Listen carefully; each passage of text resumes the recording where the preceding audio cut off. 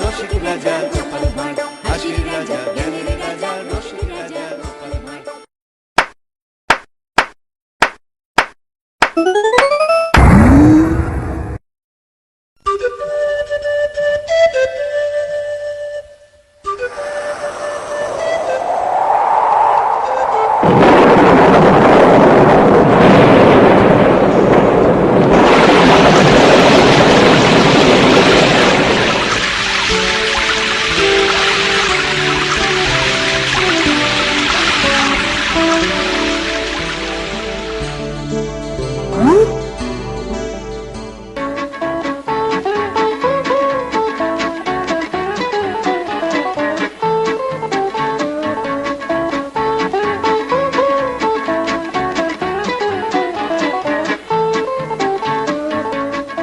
খবর মন্ত্রী মশাই, ইলিশ কিনে ফিরতেছেন? ভালো ভালো। তার দাম কত দিলেন? পয়সায় 10টা। ওহো, একদম টাকাই দিছে। আমি কাল পয়সায় 12টা আনলাম আর আপনি কিনা 10টা। আরে নাহি না, এ হলো খাঁটি পদ্মার ইলিশ। এর চেকনাই দেখেছেন? এর স্বাদই আলাদা। আচ্ছা তাই বুঝি? বেশ বেশ, তাইলে বৌমারে কইবেন আমার লাগে একটু রাইন্দা দিতে। পরে এই কাজের লোক দিয়া আমার বাড়ি পাঠাইয়া দিলেই হইব। একটু সাইখা দেখুন। হ্যাঁ, দিমু না কেন? দিমু, ইলিশের আঁশ দিমু। আমার পয়সা দিয়ে কিনা ইলিশ ছাঁটাবে। কিছু কইলেন নাকি মন্ত্রী মশাই? দিমু, ইলিশ পাঠাইয়া দিমু। বেশ বেশ। যাই, তাড়াতাড়ি বাড়ি যাই। বাড়িতে গিয়ে বলতে হবে সর্ষে বাটা দিয়ে ইলিশ রাখতে। মন্ত্রী মশাই, ও মন্ত্রী মশাই,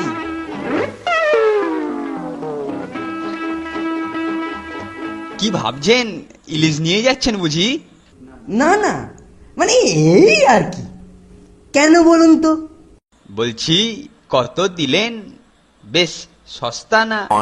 হ্যাঁ, মানে একদম জলের দাম। তাহলে কবে হচ্ছে ইলিশ ভোজ? আমার সাধ্যে। বেশ বেশ, কাল প্রাতে আমি হাজির হয়ে যাব। আজ তাহলে বিদায় দিন, কাল দেখা হবে। আসুন।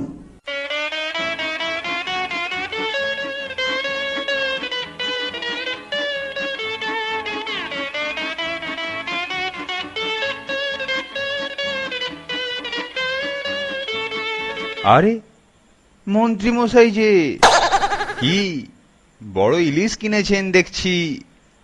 সস্তা বুঝি? হ্যাঁ হ্যাঁ, সস্তা, তবে বিনা পয়সায় নয়।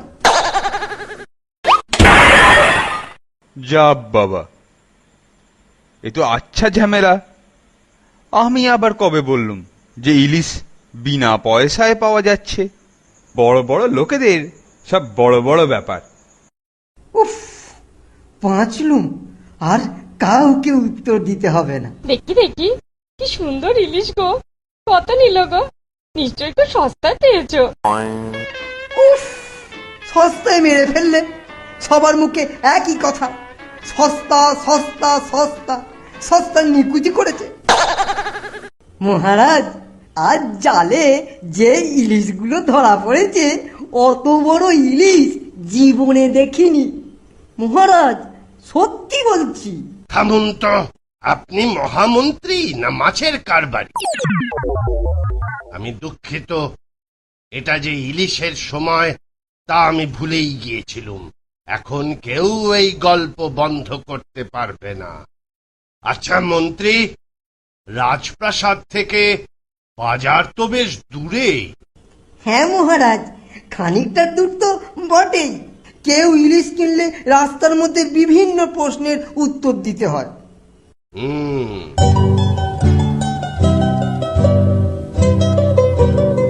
আচ্ছা গোপাল,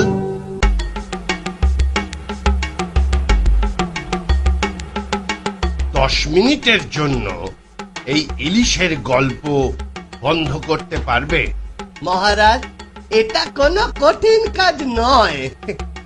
বেশ, দেখো গোপাল, তুমি যদি বাজার থেকে একটা বেশ বড় ইলিশ মাছ প্রকাশ্য রাজপথ দিয়ে কিনে আনতে পারো, আর কেউ যদি ওই মাছ সম্বন্ধে কোনো প্রশ্ন না করে, তাহলে তুমি 100 টাকা পুরস্কার পাবে। কি তুমি রাজি? আমি রাজি মহারাজ। গোপাল, আজ তুমি মহারাজের কাছে ঠকবে, আর 100 টাকার পুরস্কারও যাবে। আমাকে মাছের দাম দিন। আমি তোমার অপেক্ষায় রইলুম। আমি এই গেলুম আর এই এলুম।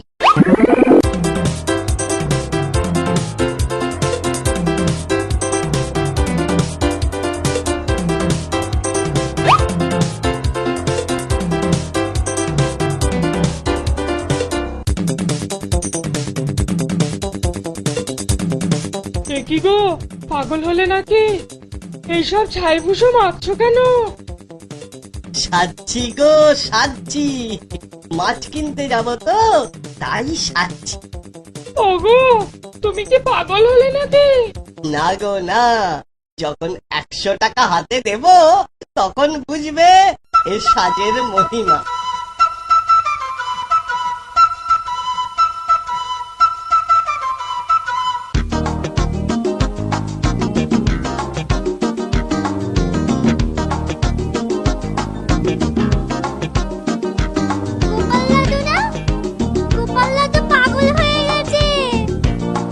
আরে, একটা পাগল আসছে। এ তো মনে হচ্ছে গোপাল ভাঁড়। এইভাবে রাজপ্রাসাদে ঢোকা যাবে না। মহারাজের আদেশ আছে। আটকাও লোকটাকে।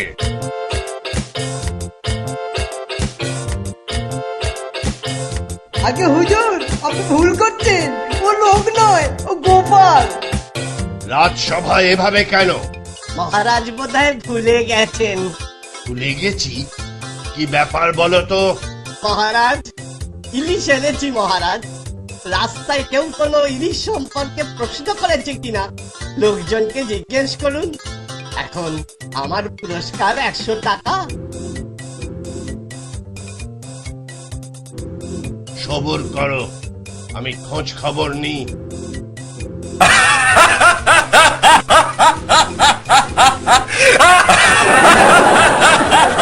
গোপাল, সত্যি তোমার কোনো তুলনা নেই। সারা রাস্তা লোকে তো তোমার এই দিগম্বর দৃশ্য দেখে চোখ চাপা দিয়েছে। প্রশ্ন করবার সুযোগ কোথায়? আচ্ছা গোপাল, তুমি পারলে এই অবস্থায় আসতে? বলুন সভাসদেরা, টাকা আগে না লজ্জা আগে? এই নাও তোমার পুরস্কার, 100 টাকা আর মাছটা। একটু বাকি আছে, মাছ কেনার বাকি পয়সা ফেরত দিই, হিসেবের করি তো। তুমি শুধু ভাঁড় নও গোপাল, তুমি শত বটে। মহারাজের জয় হোক।